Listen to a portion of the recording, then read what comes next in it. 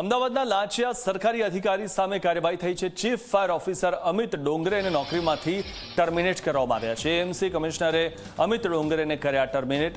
વચેટિયા ભાવસી સામે એસીબીએ કાર્યવાહી કરી છે। 6 બિલ્ડિંગની એનઓસી માટે માંગી હતી 36,000ની લાંચ।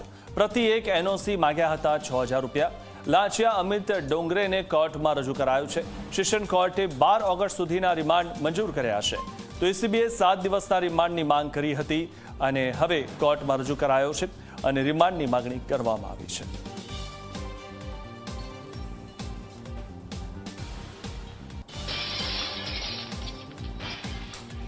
હશે વધુ માહિતી મેળવી અમારા સંવાદદાતા દર્શલ પાસેથી। દર્શલ, આજે લાંચિયો અધિકારી પકડાયો છે ત્યારે સૌથી મહત્વની વાત એ છે કે એનઓસી માટે લાંચ માંગી હતી, કુલ 36,000ની લાંચ માંગી હતી અને હવે તે પકડાઈ ગયું છે। શું વધુ માહિતી?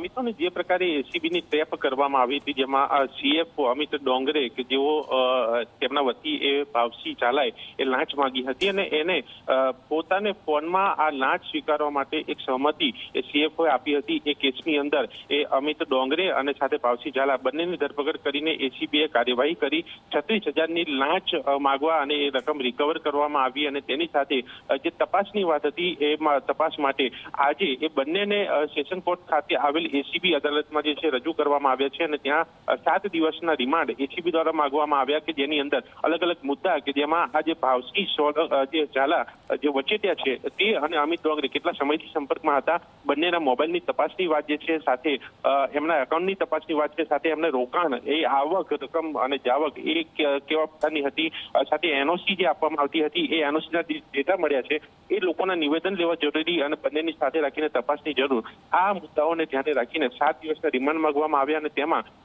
વકીલોની રજૂઆતો બાદ આખરે કોર્ટ દ્વારા એ રિમાન્ડ મંજૂર કરવામાં છે, જેમાં 12 ઓગસ્ટ સુધીના આ જે રિમાન્ડ બંનેના મંજૂર કરીને એ કોર્ટ કાર્યવાહી જે છે અહીંયા જોવા મળી છે ને એ કોર્ટ કાર્યવાહી બાદ હવે જ્યારે આ રિમાન્ડ 12 ઓગસ્ટ સુધીના મંજૂર કરવામાં છે સાંજે સુધીના, એ સમય દરમિયાનમાં કેવા પ્રકારની તપાસમાં કેવા ખુલાસા થાય છે એ પણ જોવાનું રહેશે, કારણ કે આ પ્રકારે એક એનઓસી દીઠ 6,000 રૂપિયાની લાંચ માંગવાની ઘટના સામે આવી છે।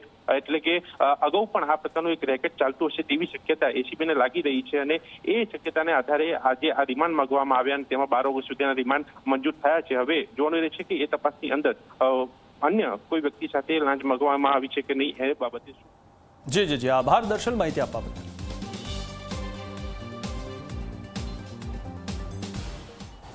અમે તારીખ 7-8ના રોજ સાંજના સમયે આ બાબતે ડેવલપ કરી અને જ્યારે આ પ્રજાજન છે ભાવસી પ્રતાપસિંહ ઝાલા એ આ ફરિયાદીની સમક્ષ આવેલા ત્યારે એસીબી ટીમે એમને એ વખતે લાંચના નાણાં સાથે ઝડપેલા અને એ વખતે એમની જે ફરિયાદ હતી એ મુજબ બિલ્ડિંગ દીઠ એનઓસીના ફાયરનું જે રિન્યૂ કરવાનું હોય છે, ફાયરની જે રિન્યૂ પોલિસી છે એ મુજબ દર 2 વર્ષે એક બિલ્ડિંગને ફાયર રિન્યુઅલ કરવાનું હોય છે।